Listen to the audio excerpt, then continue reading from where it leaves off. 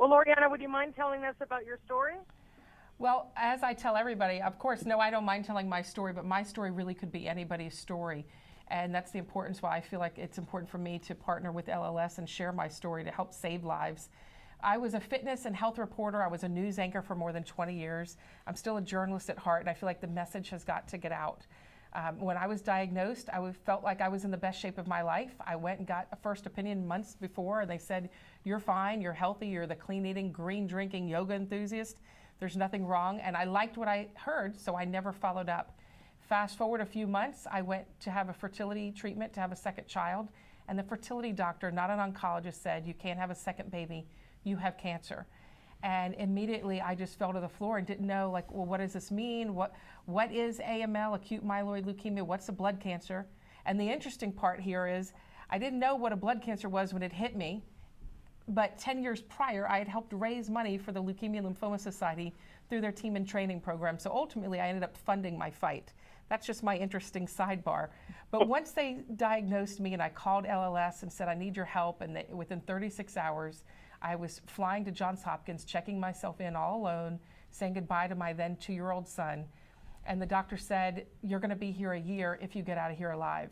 And trust me when I tell you I'm in treatment for PTSD, because many people who fought alongside me did not get out of there alive. And I'm still suffering from that emotionally because of it. And I asked the doctors, and they said, well, your fitness level is directly correlated to the amount of chemotherapy we can give you. We can't kill you trying to save you. And all we have for you is chemo. I said, how can it be that I'm a medical and fitness reporter? I've covered so many advancements along the way in my career, and that we have a cancer, and I got it, that hasn't had any progress in 40 years, or at least not much. And they said, well, people are working behind the scenes. Put your support behind LLS. They're so close. But right now for you, for your mutation, this is all we have. So I was hospitalized. I could barely FaceTime with my son because I didn't know what my fate was, and I would just cry when I looked at him. But 10 months into that treatment, they sent me home and said, this is all we can really do for you. You're either going to stay in remission. If you come out, you may succumb to the disease and die, or we can look for a study for you. And that's where it was like the light bulb moment. I said, sign me up for the study. And when I asked about it, they said, this is a study funded by the Leukemia Lymphoma Society. It's going to look deeper into your bone marrow when we do these biopsies and see what the cells are going to turn into. And they found out that the cancer was coming back. And had it not been for that study, if I've come out of remission, I would have likely succumbed to the disease and died, like they said. And my son would not have his mother here today. So while I'm alive and broken, I'm blessed to be here. But I want to make sure that nobody suffers like I've suffered. I've suffered a lot. I've witnessed a lot.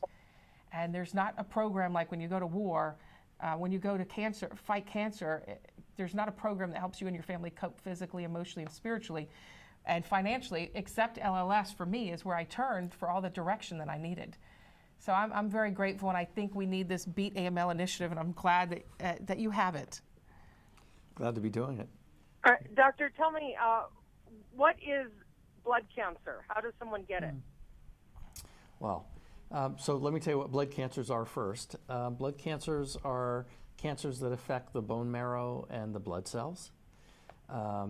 They're relatively rare diseases: leukemia, lymphoma, myeloma. In terms of how does someone get it, in all honesty, Michelle, we don't know. We don't know what causes these diseases. And as you heard in Loriana's story, there's no early detection. There's not a mammogram for leukemia or a PSA test for multiple myeloma. Patients present with very vague symptoms: a bruise, I'm tired, I have a fever. And so this is why research into these diseases is so important. We want to be certain, the Leukemia and Lymphoma Society wants to be certain that when a patient does present with one of these diseases, their physician can look back at them and say, I have an effective treatment for you. How many people are affected by these kinds of cancer each year? Yeah, every year it's about 200,000 new diagnoses in the United States alone. Today in America, there are about 1.2 million individuals living with a blood cancer diagnosis. It's a fairly significant problem. And you know, even though I had run a team and training program 10 years prior and helped raise money for LLS, it's very easy for all of us to be a little bit complacent and think, well, it's a good cause, and we want money donated, but it really just didn't sink in the severity of what blood cancers really were and what they were about, and how much more advancements we need to get where we need to be, until I was actually diagnosed. So I say this to everyone because my story could be your story. It could be your mother's story, your father's story, your son, your daughter. It could be anybody. Tomorrow your life could be flipped upside down and your career could go spiraling out of control like mine did, and I had to find purpose and find answers. And my purpose is being very transparent with viewers, with those through social media, and sharing my story. And the answers I found is through the amazing work that the Leukemia Lymphoma Society is doing. Now, what is the American Society of Clinical Oncology?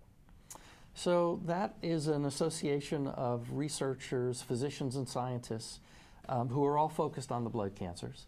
As we mentioned earlier, that group just came together for a global meeting, scientists and physicians from all around the world, to share information. It's the way we make advances the best, when we come together and share information about research and about clinical trial studies and about treating patients.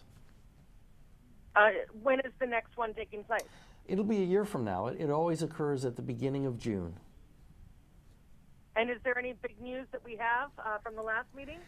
Well, from the last meeting, big news around immunotherapies, and actually even more importantly, I think, the fact that we have been able to discover drugs that we know impact certain bad acting genes that drive cancer. And these bad acting genes occur in many different forms of cancer. So we're beginning to see an opportunity where a single drug might be able to treat patients with different forms of cancer, no matter where that cancer occurs in the body. What is Beat AML and how is it unique? Beat AML is an initiative of the Leukemia and Lymphoma Society. It's put in place to tackle the deadliest leukemia, acute myeloid leukemia. My form of leukemia. The kind of leukemia that Loriana was diagnosed with. We haven't had advances, as Loriana mentioned, we haven't had an advance in the treatment of AML for nearly 40 years. And the clinical trial we've put together is now testing seven modern therapies for patients with AML in the pursuit of a new treatment for that disease. We're on course to change the way this disease was treated within the next 3 to 5 years. How can someone be a participant in the study? Well, the study is open in 5 centers around the country, soon to be 12 clinical centers around the country. The patients need to be diagnosed with acute myeloid leukemia, AML, and they need to be over the age of 60. So if a patient is diagnosed with AML and is over the age of 60, they should consult with their physician about joining this clinical trial. Patients and caregivers can get information directly from us at the Leukemia and Lymphoma Society website, lls.org, or by calling us directly at 800-955-4572. And while I may not fall into the category of that actual study because I'm not over 60, it has aged me, but I'm not over 60, but it has the ability to really change the landscape of how they're going to fight AML, my type of cancer. And I know that gives me hope to know, because every day I live in fear since there is no official cure. I feel like I'm waiting to see, please don't let the shoe drop, because my son needs his mother. And so this gives me hope how it's going to change the landscape. And I feel like we need a cure. If we don't have a cure, I just want to buy time and make sure that I'm here. And I know that every parent out there suffering who's affected by AML and all sorts of blood cancers want that same chance to fight. How do blood cancer therapies help patients with other cancers? Now, we're able to make progress in the blood cancers more quickly than we are in other cancers. And I'd like to say that blood cancer research is the tip of the cancer research spear. So I'll give you a piece of information. If you count up all the drugs that have been approved by the FDA over the last 17 years, approved by the FDA to treat cancer, 40% of them were approved first for a blood cancer, and then have gone on to be approved for other cancers as well. So you can see nearly half of all the cancer drugs that we use today were approved first for a blood cancer. Blood cancer research really is the tip of the spear, developing new treatments for patients with other forms of cancer as well. It is the gateway, and that's why I feel like we're all in this together.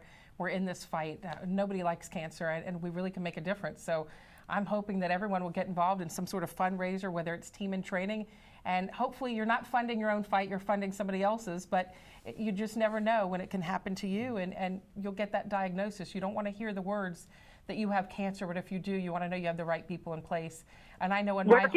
Where can people learn more? At lls.org. You can go to their website. You can also find them on social media or call 800-955-4572. And they have a great team of people. I called them for help, and I didn't get special treatment because I was on TV. This is something they do for anybody in need. All right. Thank you very much. Good luck to you. Thank you. Thank you, Michelle. Bye-bye.